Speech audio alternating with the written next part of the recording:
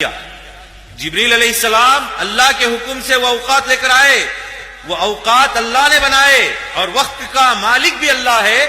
تم نے اوقات الصلاۃ الالہیہ کی جگہ حنفیہ لکھ دیا. یہ کیا اسلام کے اندر دخل اندازی نہیں ہے؟ جب اگلے پیغمبروں کی ساری نمازوں کو ختم کر دیا گیا تو کیا بعد کی نمازوں کا ذکر ہے یا رسول اللہ صلی اللہ علیہ وسلم پر وہ نماز ختم ہو گئی؟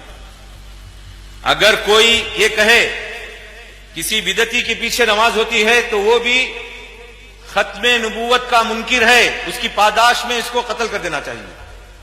کیوں؟ اس لیے کہ نماز کا طریقہ بھی رسول اللہ صلی اللہ علیہ وسلم پر ختم کر دیا گیا.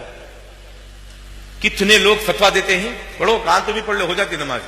ہمارے باپ کی نماز ہے، ہمارے باپ نے مقرر فرمایا ہے.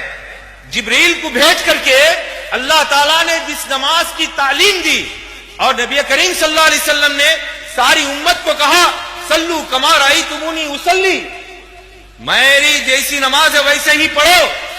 آپ اجازت دیتے یا یہ فرقے رہتے، یہ فرقے کے مطابق کوئی نماز پڑھ کر رسول اللہ صلی اللہ علیہ وسلم کے دربار میں حاضر ہوتا اور آپ کہتے کہ نماز ہو گئی، تب آپ دلیل بنا سکتے تھے. اب ایک صحابی نے 3 مرتبہ نماز پڑھی، آپ نے فرمایا ارجع فصلی فإنک لم تصلی. اس حدیث کو دلیل بناتے ہیں. میں پوچھتا ہوں، کہتے ہیں کہ کسی کو کافر کا فتویٰ دو اس کے پیچھے نماز نہیں ہوتی. یہ صحابی کو کافر بولا؟ ہمت ہے تم کو؟ اللہ کے رسول نے اس صحابی کو کافر کہا؟ بس اتنا کہا اللہ کے نبی صلی اللہ علیہ وسلم نے، تو نے سنت کے مطابق نماز نہیں پڑھی، تیری نماز نہیں ہوئی. ورنہ وہ صحابی کا عقیدہ صحیح تھا. محمد صلی اللہ علیہ وسلم کی اطاعت کرنے والے، وہ اللہ کے رسول کے طریقے سے نماز نہ پڑھنے کی وجہ سے جس میں آپ نے پابندی لگا دی تھی صلو کما رأیتمونی اصلی من صلی صلاتنا، جو ہماری نماز پڑھے. یہ تاکید ہے رسول اللہ صلی اللہ علیہ وسلم کی.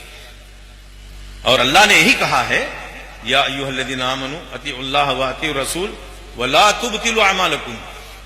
رسول کے طریقے سے ہٹ گیا کوئی بھی طریقہ، بطلان عمل کی کھلی دلیل ہے. چاہے وہ اہل حدیث ہی کیوں نہ ہو، غیر مسنون طریقے سے نماز پڑھاتا ہے جیسے وہ صحابی پڑھے، اس کی نماز نہ ہونے کا فتویٰ نبی کریم صلی اللہ علیہ وسلم نے دیا. ہم بھی فتویٰ دیں گے یہ اہل حدیث غیر مسنون طریقے سے نماز پڑھتا ہے، اس کے پیچھے بھی نماز نہیں ہوئی. جائے کہ ان کا مسئلہ اٹھائے. اللہ کی عدالت الگ ہے، انسان کی عدالت الگ ہے. اللہ کی عدالت میں جو فیصلہ ہو چکا ہے پوری دنیا مل کر کے اس فیصلے کو بدل نہیں سکتی. اب نماز کے تعلق سے بھی ایک مسئلہ نکل گیا. خواتین اسلام کی اجازت کے تعلق سے قرآن بھی کہتی ہے، حدیث بھی کہتی ہے